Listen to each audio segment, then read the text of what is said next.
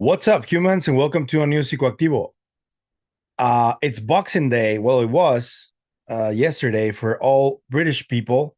So happy Boxing Day to all the Brits out there who are watching the channel. Thank you for your support. Today, I wanted to talk about something Mr. James Fox spoke to Joe Rogan about during their latest podcast. Apparently, they recorded it like a day after the program made its premiere and all streaming services. Unfortunately, and this is a little criticism against Joe, he hadn't seen the program when they spoke. I know that he has a lot of things to do.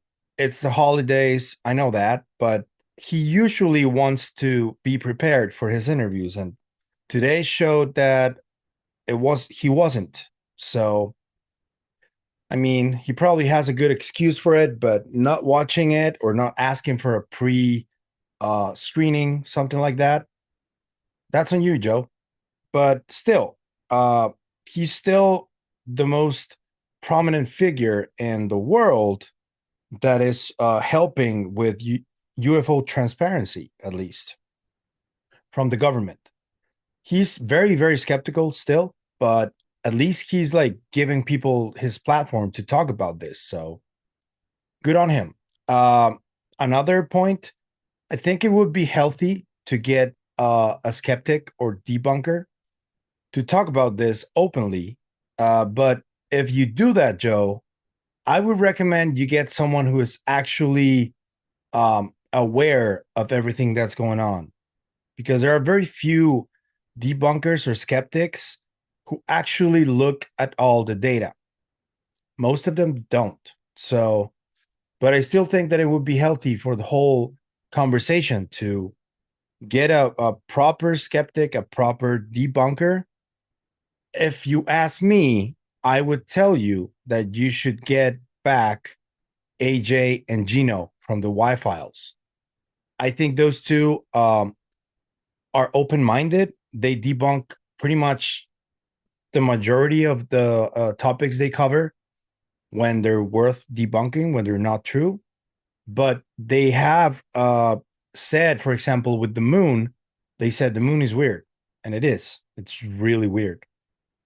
That's the type of debunker that we need, not the other type that is professionally paid to debunk everything, regardless of whether it's maybe true or not, or the data is compelling or not.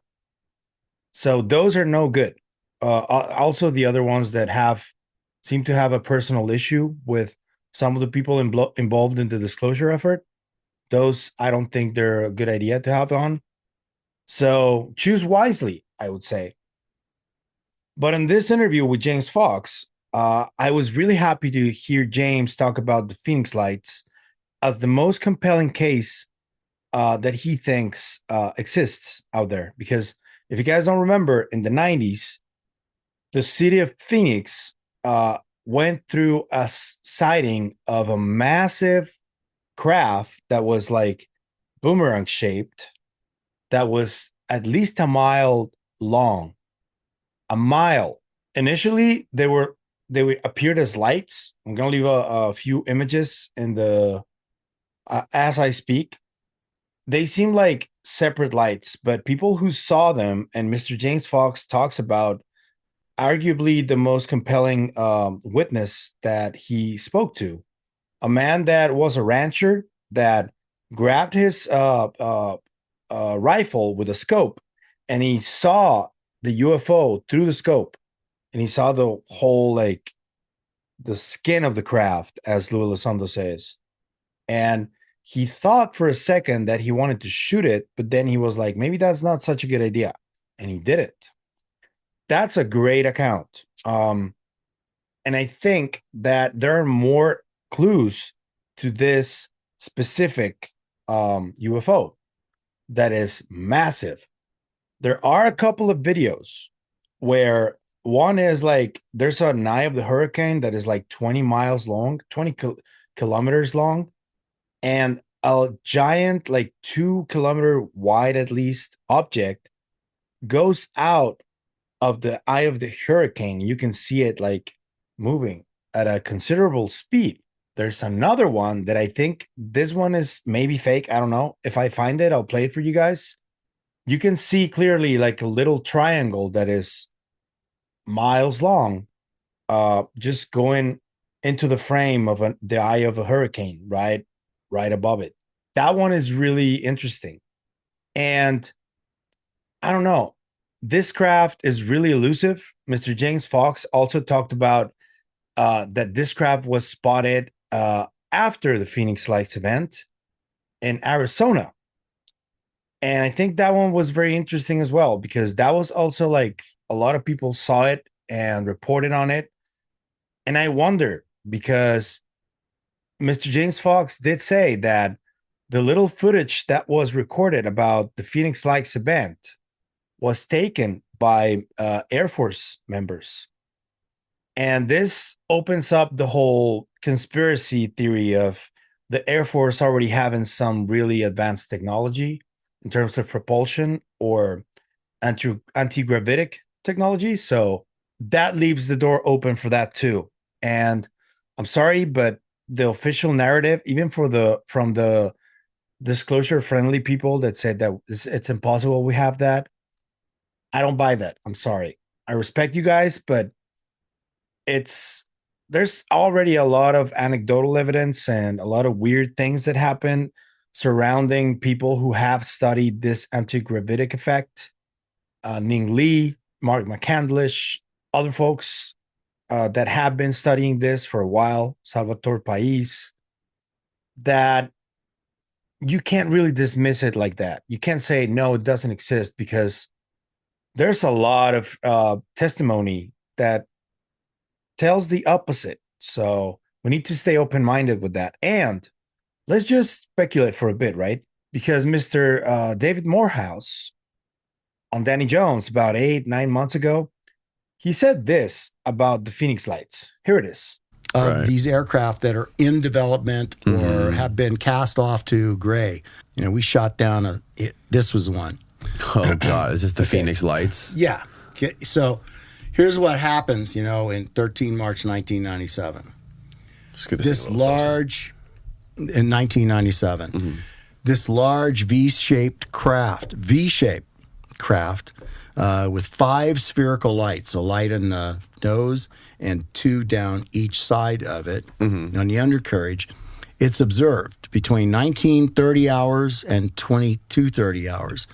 It's described by witnesses as stationary or slow-moving, and it is traveling across a 300-mile of space, from where it was first sighted, 300 miles from Nevada across the state line to Phoenix and then on to Tucson, Arizona. And thousands of people observed this craft, thousands of them. Hundreds of reports made to law enforcement agencies and media outlets. Okay? The observers, they are describing this craft as a huge 60-degree carpenter square with 5 spherical lights. Well, a carpenter square is 90 degrees. So that already tells you this is a modification for some sort of a purpose. This craft is so low that some of the observers ran up to high ground in its path and were hitting it with rocks and tennis balls as it went past. People reported doing this? Yes. They were hitting the bottom of the craft because they were shooting like tennis ball cannons up at it. What? Now, if you really thought that was an alien spacecraft, you've got a pair of cojones on you to go out with a tennis ball cannon and start shooting tennis balls at the aliens as they're flying past you. But that on the right is what the craft looked like. Okay, explanations given by the military, and this is important. Operation Snowbird at David Monthan Air Force Base. Training of Air National Guard pilots, A-10. They were the A-10 Warthogs, right? The Thunderbolt II aircraft. And this was confirmed by the Maryland Air National Guard. There was a pilot, a lieutenant colonel, speaking, as part of this explanation given by the media. The static lights were due to the aircraft not having to use anti-collision lights, according to a spokesman for the FAA. Now, the FAA says to the press, the public, that, There were no anti-collision lights on this aircraft because the military does not have to turn anti-collision lights on all the time. But wrong answer. They cannot fly in civilian airspace without anti-collision lights on. They can fly on military reservations without anti-collision lights. Anti-collision lights are the blinking red, right? And white or green lights you see. Yep. That tells you whether the aircraft, when you look at it, it tells you whether the aircraft is coming or going away from you. It allows you to see it where it is in spatial orientation when you're flying in and around it. So, Steve, pull up a photo of the Phoenix lights. If you just type in Phoenix lights, it'll show you like the pictures and videos people took from the ground. All right. Yeah, look how big that shit is. yeah, well, I'm going to get to that. God. So they also just, they said it was they were illumination flares that had been dropped from the AC, from the A-10 Warthogs. What was the media's official explanation for this? They didn't have one. They passed on these points that I just showed you. Didn't the governor came and did some sort of public talk wearing like an alien outfit? He absolutely did, and they basically, the community just burned him down for it because he made light of it, mocking you them. had thousands of people in the area that had witnessed it, and they did not appreciate him. He first started off being very supportive, but somebody told him, to shut your mouth and, go sit down and make a joke, and so he did.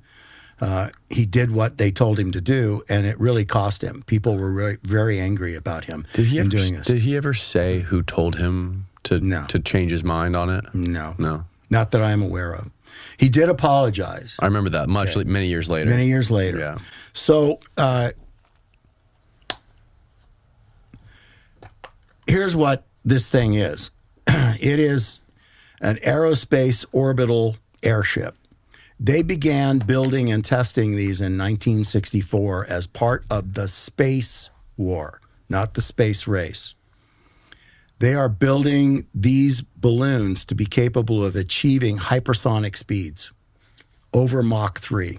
Yeah. So he seems to think that the Phoenix Lights was a craft that the U.S. already possessed.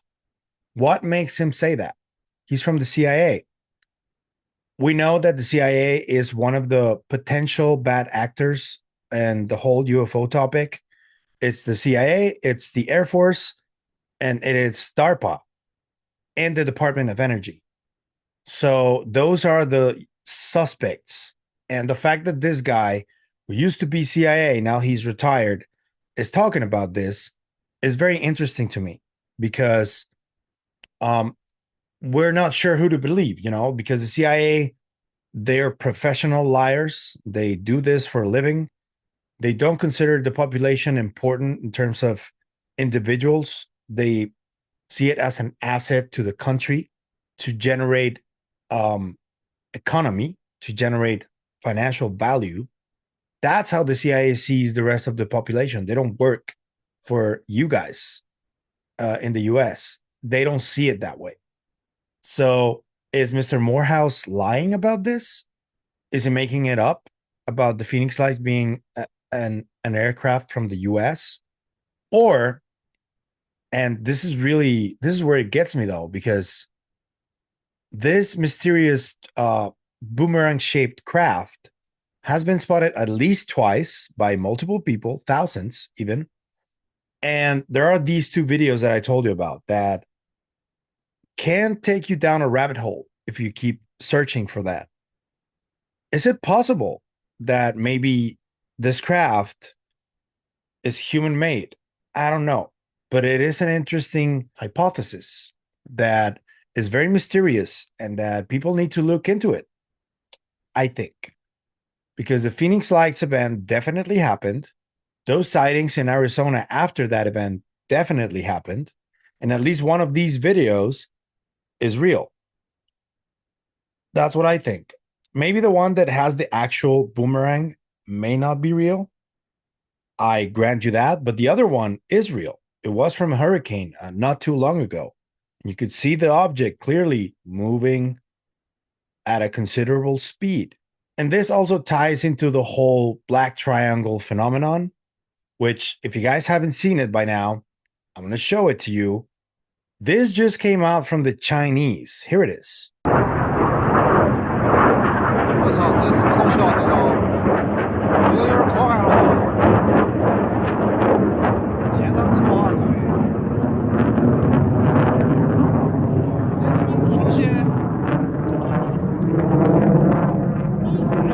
It's making a lot of noise, I know. So we need to ask ourselves, that's really familiar to and comparable to the other black triangle craft that have been reported over decades now. But this one makes a lot of noise. The other ones reportedly didn't. So this is, in my opinion, one of the biggest mysteries in the UFO topic. This Aurora, TR3B, black triangle craft, the massive Phoenix lights that was also a triangle, but it was like miles long. So what do you think this one is? I want to hear from you. And what evidence or videos you want to share that you might find interesting about these black triangles or the Phoenix lights. Any interview you can find that you can send it my way, leave it in the comments because I want to see everything. I know that George Knapp recently covered that on his show on Netflix, but Mr. James Fox talking about this and calling it the most compelling case that he's known, from the man who went to aerial school in Zimbabwe and from the same man that made the moment of contact in Brazil. That is a lot to say. That's a massive statement. So what do you think that is? And do you think that large triangle might have been made by humans? Do you think that's possible? Let me know in the comments. I want to hear from you. If you like the content you see, I'm going to ask you to please like, share, comment, subscribe, hit the bell icon. If you want to support the channel in any other way, there's a bunch of links in the description. You can take your pick. Thank you for the support. And happy holidays, everybody. I'll see you guys in tomorrow's video. Bye.